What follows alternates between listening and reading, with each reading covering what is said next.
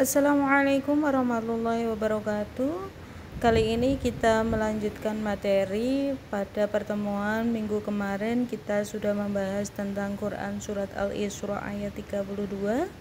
Sekarang kita bahas tentang surat An-Nur ayat 2 yang masih dalam tema yaitu larangan pergaulan bebas dan larangan untuk mendekati zina. Sebelumnya mari kita berdoa semoga apa yang menjadi hajat kita diwujudkan oleh Allah dan semoga Allah memberikan senantiasa kita keselamatan fid dunya wal akhirah. Berdoa mulai. Berdoa selesai. Sudah siap untuk belajar? Kali ini kita akan membahas tentang tafsir surat An-Nur ayat 2. Dalam tafsir surat An-Nur ayat 2 ini disyarikan dari tafsir Ibnu Katsir, tafsir Fil Zilalil Quran, tafsir Al-Azhar, dan tafsir Al-Munir. Harapannya agar ringkas dan mudah dipahami, ini kita memaparkan menjadi beberapa poin, dimulai dari redaksi ayat dan artinya, kemudian diikuti dengan tafsirnya yang merupakan intisari dari tafsir-tafsir di atas. Kita baca terlebih dahulu Quran surat An-Nur ayat 2 bersama-sama. A'udzu billahi minasyaitonir rajim. Bismillahirrahmanirrahim. Az-zaniyatu waz-zani fajlidu kulla wahidin minhuma mi'ata jaldah wa la ta'khudhukum bihima ra'fatun fi dinillah in kuntum tu'minuna billahi wal yawmil akhir wal yashhad 'adabahuma ta'ifatum minal mu'minin, yang artinya perempuan yang berzina dan laki-laki yang berzina, maka deralah tiap seseorang dari keduanya 100 kali dera, dan janganlah belas kasihan kepada keduanya untuk mencegah kamu untuk menjalankan agamanya Allah jika kamu beriman kepada Allah dan hari akhir, dan hendaklah hukuman mereka disaksikan oleh sekumpulan orang-orang yang beriman. Quran surat An-Nur ayat 2. Di dalam artinya ini yang hari akhirat itu hari akhir ya. Maaf sekali.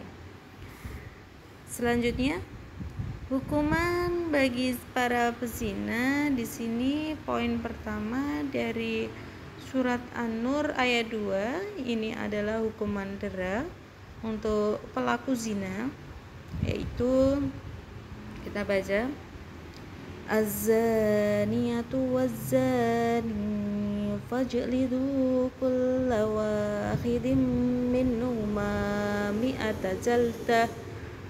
Nah, ini ya, perempuan yang berzina dan laki-laki yang berzina, maka deralah tiap-tiap seseorang dari keduanya 100 kali dera. Ibnu Katsir menjelaskan dalam ayat yang mulia ini terkandung hukumnya had bagi orang yang berzina. Para ulama telah membahas hukuman zina ini dan kesimpulannya ayat ini adalah hukuman untuk pelaku zina yang belum menikah, yakni hukuman hadnya adalah didera 100 kali. Menurut jumhur ulama ditambah diasingkan selama 1 tahun, sedangkan Imam Abu Hanifah berpendapat pengasingan ini diserahkan kepada imam apakah perlu atau tidak. Yang penting di sini bahwa Quran surat An-Nur ayat 2 ini menjelaskan tentang hukuman bagi para pelaku pezina, khususnya bagi para pelaku pezina yang belum menikah, akan dikenakan had atau hukuman yaitu 100 kali dera dan disaksikan oleh banyak. Kalau misalnya diasingkan, ini menurutnya imam apakah perlu diasingkan atau tidak. Sedangkan untuk pelaku zina muhsan yang telah berhubungan dalam ikatan pernikahan yang sah, hukuman hadnya itu adalah dirajam. Seperti yang kita bahas pada minggu yang lalu, dirajam itu adalah dilempari batu. Tubuhnya dipendam oleh tanah dan kepalanya diperlihatkan, terus dilempari batu dan disaksikan oleh banyak orang. Hal itu berdasarkan hadis sahih dari Abu Hurairah dan Sa'id ibnu Khalid al-Juhani bahwa ada 2 orang Badui yang datang menghadap Rasulullah. Salah seseorang mengatakan, "Wahai Rasulullah, sesungguhnya anak laki-lakiku pernah menjadi pekerja orang ini, dan ternyata anakku itu berzina dengan istrinya. Maka aku tebus anak laki-lakiku ini darinya dengan 100 ekor kambing dan seorang budak perempuan. Kemudian aku bertanya kepada orang alim, maka mereka mengatakan bahwa anakku dikenai hukuman 100 kali dera dan diasingkan selama 1 tahun, sedangkan istri orang ini dikenai hukuman rajam." Maka Rasulullah Shallallahu Alaihi Wasallam bersabda, yang artinya di sini, "Demi Tuhan yang jiwaku berada di tangannya, sungguh aku akan melakukan peradilan di antara kamu berdua dengan berdasarkan kitab Allah. Budak perempuan dan ternak kambingmu dikembalikan kepadamu. Anak laki-lakimu dikenai hukuman 100 kali dera dan diasingkan selama 1 tahun. Sekarang pergilah kamu, hai Unais, kepada istri lelaki ini. Tanyai dia, jika dia mengaku, maka hukum rajamlah dia." Sesuai dengan hadis riwayat Bukhari dan Muslim. Yang kedua, laksanakan hukum Allah. Poin kedua dari surat An-Nur yang kita baca tadi, ayat 2 adalah penegasan untuk pelaksanaan hukum Allah meskipun mereka kasihan kan, harus dicambuk 100 kali. Dalam hukumannya Quran surat An-Nur ayat 2 di sini bahwa kita tanpa belas kasihan, jangan dikasih, karena mereka sudah melakukan perbuatan yang salah. Bahwa di sini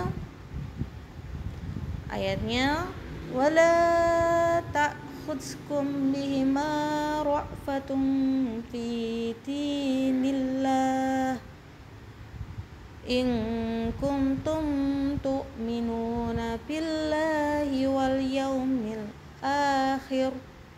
Dan janganlah belas kasihan kepada keduanya, mencegah kamu untuk menjalankan agama Allah jika kamu beriman kepada Allah dan hari akhir ya ini. Mengenai hukuman rajam untuk pelaku zina yang sudah menikah, ada ayat yang berbunyi,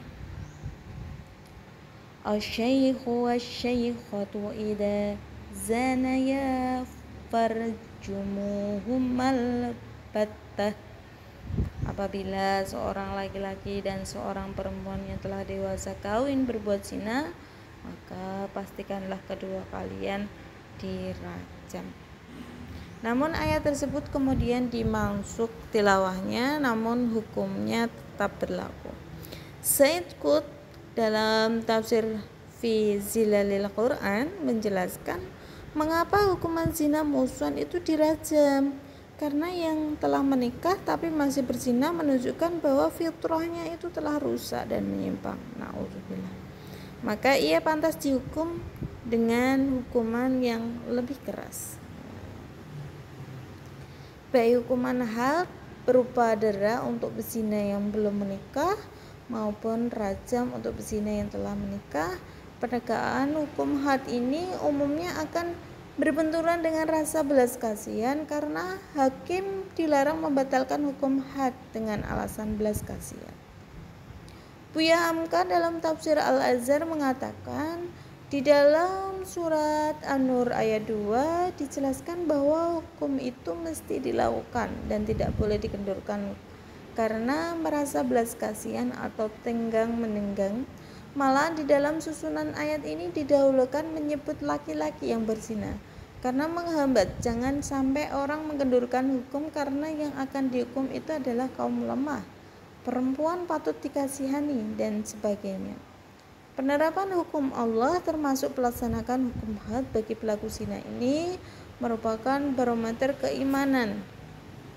Hanya orang-orang yang beriman yang mampu menjalankannya.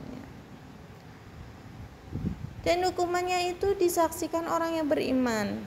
Poin ketiga dari surat An-Nur ayat 2 ini menjelaskan bahwa hukuman hadnya itu harus disaksikan sekumpulan orang yang beriman.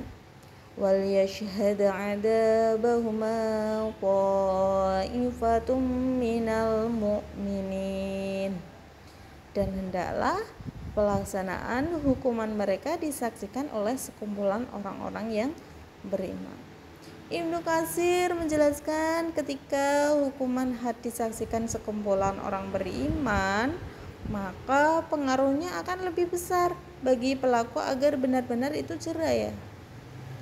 Menurut Qatadah, agar hal itu menjadi pelajaran, sedangkan menurut Nasr bin Al-Hamah, hal itu bukan untuk mempermalukan pelaku, tetapi agar orang-orang beriman yang menyaksikan itu mendoakan kepada Allah buat keduanya supaya mereka itu bertaubat, taubatnya diterima oleh Allah dan mendapatkan rahmat. Nah, makanya itu dalam hukuman disaksikan orang-orang yang beriman. Maksudnya kenapa kok disaksikan orang yang beriman? Agar orang beriman itu juga mendoakan jika sudah dihukum itu, misalnya orang pelaku berzina, semoga Allah mengampuni dosa mereka dan menerima taubat mereka. Said Qutb juga menjelaskan penegakan hukum disaksikan sekumpulan orang-orang beriman agar menjadi lebih efektif menjeratkan dan mempengaruhi jiwa orang-orang yang telah melakukan perbuatan keji itu dan orang yang menyaksikan pelaksanaan hukuman. Jadi taifah yang diartikan sekumpulan maksudnya adalah 4 orang atau lebih, demikian mendapatkan pendapat Imam Syafi'i. Sedangkan menurut Rabi'ah minimal itu 5 orang dan menurut Hasan Al-Basri itu minimal 10 orang. Maka apa? Islam kok sekeras itu ya menghukum orang yang berzina. Nah, Buya Hamka juga menjelaskan dalam tafsir Al-Azhar karena agama yang dimaksudkan untuk memelihara 5 perkara. Pertama, memelihara agama itu sendiri. Kedua, memelihara jiwa raga manusia. Ketiga, memelihara kehormatan. Keempat, memelihara akal. Kelima, memelihara harta benda. Untuk melakukan perbuatan seperti itu bukan kejam. Untuk menegakkan hukum keimanan bahwa kita harus hati-hati. Kita harus bisa menahan nafsu. Jangan asal. Nah, di sini kita harus menguatkan iman. Jadi hukuman hadnya itu tidak lain adalah untuk menjaga kehormatan manusia, termasuk menjaga garis nasab dan keturunan agar jelas dan suci dan tidak terkotori oleh nafsu birahi yang akan berbuat dalam ujung perzinahan. Nauzubillah. Kandungan Quran surat An-Nur ayat 2 bahwa Islam itu sangat tegas melarang zina. 2. Hukum had bagi pelaku zina yang belum menikah adalah didera 100 kali. Sedangkan untuk yang sudah menikah, hukuman hadnya adalah dirajam. Hukum Allah itu harus dilaksanakan, tidak boleh belas kasihan menghalangi dan membatalkan hukuman Allah. Keempat, melaksanakan hukum Allah termasuk pelaksanaan hukum hadnya. Ini merupakan barometer keimanan. Kelima, hukuman had untuk pelaku zina hendaknya disaksikan oleh sekumpulan kaum mukminin, yakni minimal 4 orang. Demikian surat An-Nur ayat 2 kita bahas tadi, semoga bermanfaat. Nah, ini dipetik dari web dari bersama-dakwah.net tentang surat An-Nur. Semoga bermanfaat dan terima kasih buat penulis yaitu Bapak Mukhlisin atau bersama dakwah. Terima kasih. Semoga bermanfaat apa yang kita pelajari pada hari ini dan kalian bisa untuk menjaga keimanan kalian, dan saya pun juga harus bisa menjaga keimanan kita semuanya. Kita terjauh dari perbuatan maksiat. Allahumma amin. Sekian dari saya, semoga bermanfaat. Jangan lupa untuk selalu mempercayai Allah dan jangan lupa selalu untuk sedekah. Jangan lupa selalu untuk beribadah. Wassalamualaikum warahmatullahi wabarakatuh.